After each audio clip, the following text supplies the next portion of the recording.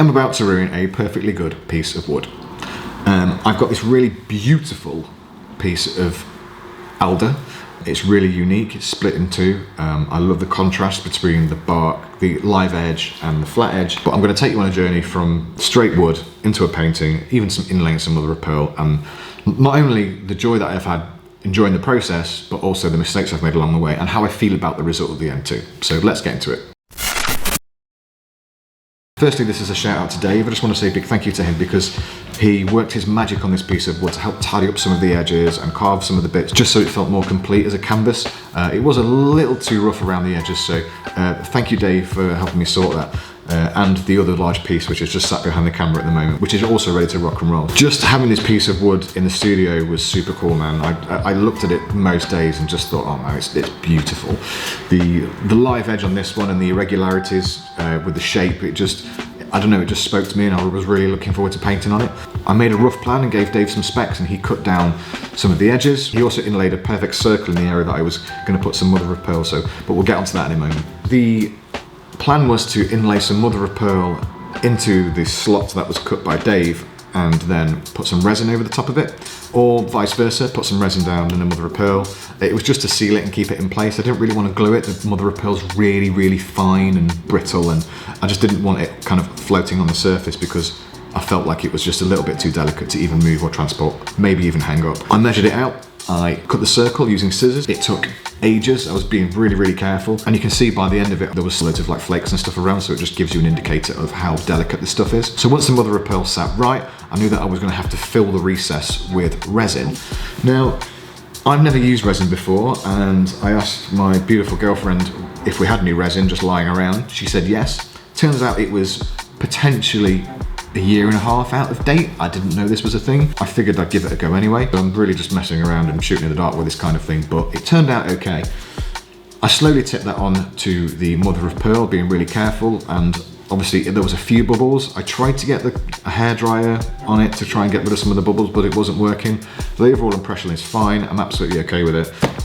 If you look really close, you can see them, but if you stood at a distance to appreciate the whole painting, you can't see them, so I'm absolutely okay with that. Now, once the resin had dried, I noticed that some of it had soaked into the wood in the surrounding area, which I wasn't anticipating, so I ended up having to sand back some of the top layer just to get rid of that shine. With it just creeping into the wood, it just felt a little bit messy, so I sanded that back and that made it look a hell of a lot better.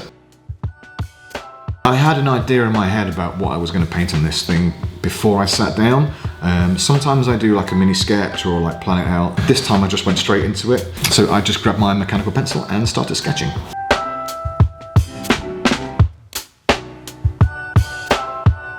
Because the wood was separated into two parts almost, with a clear sort of division down the middle, I didn't want to do something singular. I needed maybe a pair to sit on either side.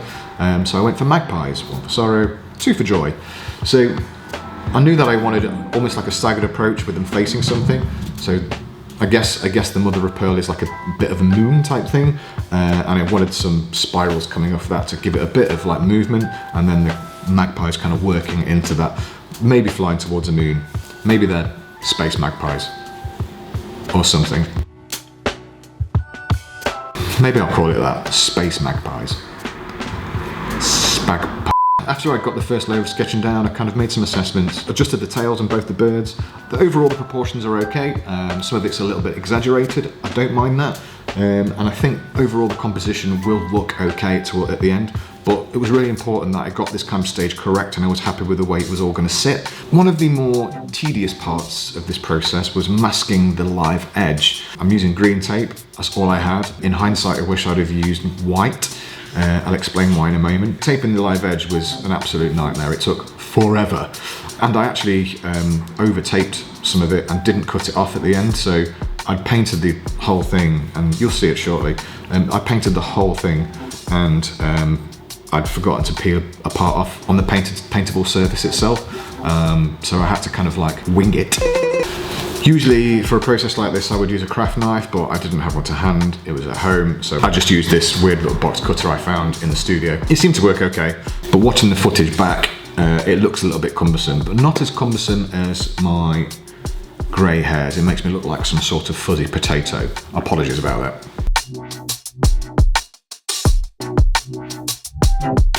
Weirdly, I think once it had all been masked with that green tape, it actually looked kind of cool, almost like it'd been painted green, like neon, and it was going to be this really cool, like almost like cyberpunky wood type thing. But stick with the plan, don't get carried away, and magpies. I used clear gesso. I kind of wanted the wood to show through. Again, like I said at the beginning of the video, I really like the contrast between the live edge and the surface I was going to paint. So I carefully just added a bit on because it's Alder. I've never painted on it before. I didn't know how it was going to react.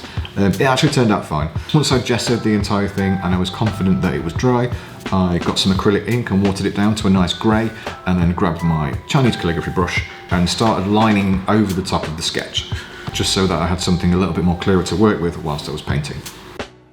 And once I was comfortable with all that and it looked okay, time for the fun bit. I got my airbrush out, and I love using this thing. It's so much fun.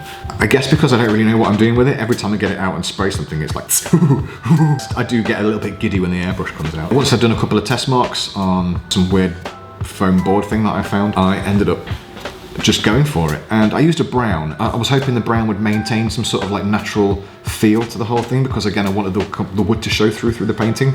I felt like it was a solid choice. After working in some spirals with the airbrush on the moon type thing, I then went onto some more permanent marks with the paintbrush. At this stage, I opted to use straight up acrylics. Now, I usually use acrylic inks because they act a little bit more like watercolour. They're a little easier to use, it's much faster to line with, it's much faster to colour with, but you still get a decent amount of opacity with them. For some reason, I felt like I needed something a little thicker, so it was definitely more opaque, and it gave the magpies more of a graphic-y look against the wood. It was really hard to use. It was definitely a mistake, and in hindsight, I shouldn't have done it, and I won't do it again. I should just stick to my guns, stick to what I know, and I think it would have sped the whole thing up just a little bit. So the result, it wasn't even that good. So yeah, I feel a bit silly. You've got to try these things though, right? You've got to try them. So I broke out the acrylic inks and just moved forward. Mixed some really nice blues, finding the odd splash of magenta, and I think once I started getting the white in the wings, I really started finding my pace with the painting and really enjoying it, like sort of come to life. I really like the graphic-y nature of magpies when you look at them. They've got like a nice shine to them, but the white on them always seems to just like glow. So I was really hoping that the contrast between the wood and the white was gonna really like pop. So I think it does, I think it does. For the most part, I use that Chinese calligraphy brush. I think it gives me everything that I want almost instantly, instead of having to switch between brushes. You can paint a really fine line with it, and then you can also just like mop an area if you need to. I think sometimes I get quite impatient when I'm painting, so using a brush like this really helps with that sort of thing. And there we have the area that I didn't cut out with the silly box knife. I'm such an idiot. What's annoying about that is that obviously that area isn't gessoed, nor is it painted. When I peeled off the mask, it was just like a weird blank space. I got a little impatient and just kind of painted over it without gessoing it, so it looks a little blurry. But what I'm gonna do is, after I've shot the video, and I'm gonna paint back over it with some gesso and repaint that area again. Hopefully it won't feel too alien when you look at it, but it's just one of those things. For whatever reason, I missed it. It's my fault, it's very silly. But the overall look of the painting still looks pretty cool. My favourite part of the whole process was definitely peeling off that masking tape from the mother of pearl. Look at it. Oh mama. Oh mama. Ooh. Ooh. Once the masking had been peeled off, I could finally see the whole thing. I could finally see the live edge against the painting and against the mother of pearl. I find it really difficult to find positive things to say about my paintings and stuff, and I think that's something that a lot of artists go through. Overall, I'm quite happy. It didn't take too long. It took a couple of days getting it all prepped and painted and stuff, so I like the shape of it. I think the shape's awesome. I really like the way that the white stands up against the bark. I really wish I hadn't have gone so dark with the background. I suspect that having a green border whilst I was painting it probably had a part to play in that, because if it was white masking tape, I'd have seen that it was very dark straight away, and then maybe I'd have gone a little lighter, because I think some of the spirals actually hide the irregularity that I really liked. But it's okay, everything stands out as it should. I feel like it's drawn okay. There are obviously massive problems with it. As you can see, I'm just sat here now trying to find things positive to say about it.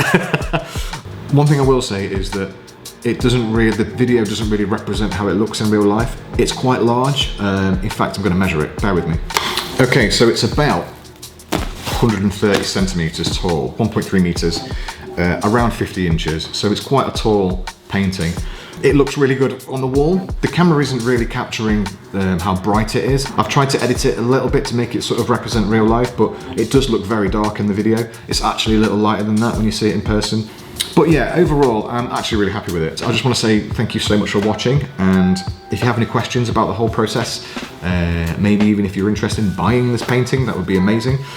Please drop a comment below, like, subscribe, hit the bell, do all the stuff that all the YouTubers say all the time, because it really does help out. And yeah, so I'm looking forward to sharing another video with you guys in the future, and I'll catch you on the flip side.